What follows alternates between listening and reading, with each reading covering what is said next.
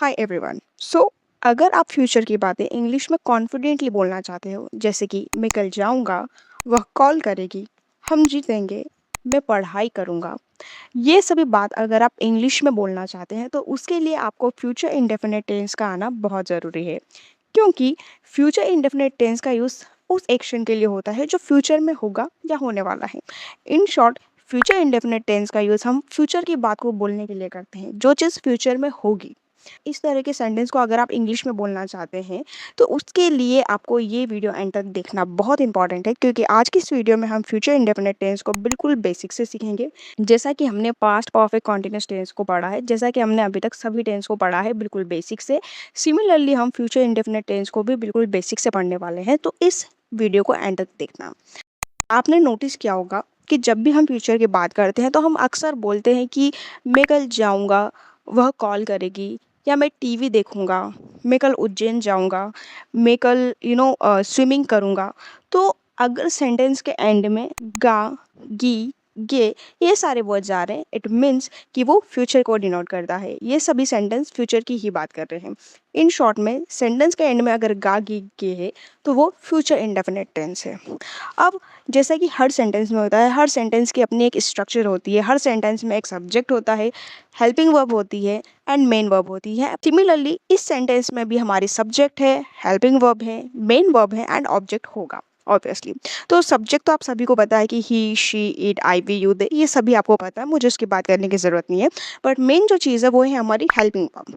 Future indefinite tense में दो helping verb होती है, विल एंड शेल।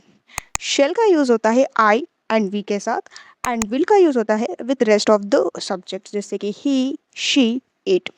बट एक इम्पॉर्टेंट चीज़ है कि आजकल के मॉडर्न इंग्लिश में शेल को कम्प्लीटली रिप्लेस कर दिया गया है विल के साथ। यानी कि अगर आप आज के टाइम में शेल को इतना इंपॉर्टेंस नहीं दी जाती है। अगर आप शेल की जगह विल का यूज़ करेंगे तब भी आपका सेंटेंस गलत नहीं माना जाएगा, वो पूरी तरीके से करेक्ट होगा। अब आती है हमारी मेन वर्ब। तो फ्यूचर इंडेफिनिट टेंस में वर्ब की फर्स्ट फॉर्म का यूज़ होता है। मेन वर्ब इसमें हमेशा वर्ब की फर्स्ट फॉर्म रहेगी। ओके, तो अब हम बात कर लेते हैं पूरी स्ट्रक्चर की। तो subject plus helping verb plus main verb plus object, ये हो गया हमारा स्ट्रक्चर। अब फॉर्मेटिव, नेगेटिव, इंट्रोगेटिव, मन सभी को मैं किसी और वीडियो में कवर करूँगी। इस वीडियो में सिर्फ बेसिक होगा कि फ्यूचर इंडेफिनिट टेंस क्या है, कैसे आइडेंटिफाई करना है एंड कैसे यूज़ करना है। ओके, इसकी फर्स्ट एग्जांपल है मैं कल जाऊंगा। ध्यान से सुनना, मैं कल जाऊंगा। यहाँ पे सब्जेक्ट है हमारा मैं, उसके बाद आ गया हमारा हेल्पिंग वर्ब। तो यहाँ पे आप, जैसा कि मैंने कहा, कि शेल भी यूज़ कर सकते हैं एंड विल भी यूज़ कर सकते हैं, दोनों ही करेक्ट होगा।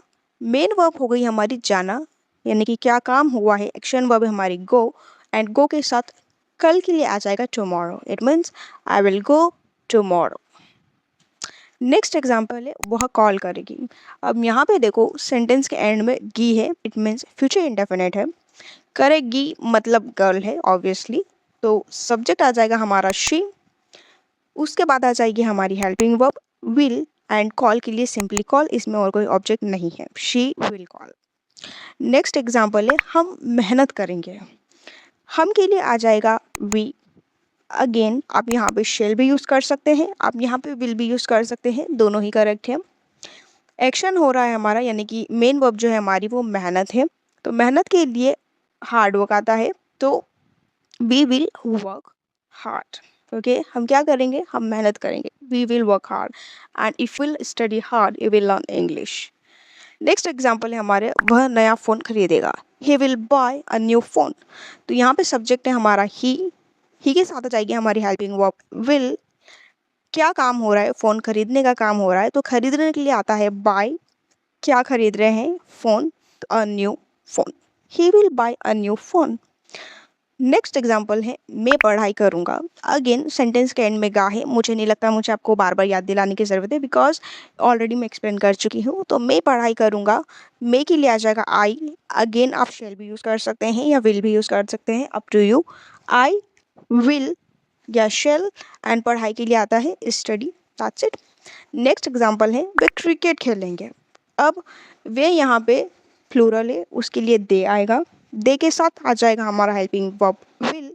क्या खेल रहे हैं, क्या हो रहा है, क्रिकेट ना, तो they will play and last में आ जाएगा हमारा cricket, they will play cricket, हम जीतेंगे। अब इसका क्या होएगा, बहुत सिंपल है, वी के साथ आ जाएगा विल हेल्पिंग वर्ब एंड जीतने के लिए आता है विन, या फिर आप यहाँ पे शेल भी यूज़ कर सकते हैं, वी शैल विन, दोनों ही करेक्ट है।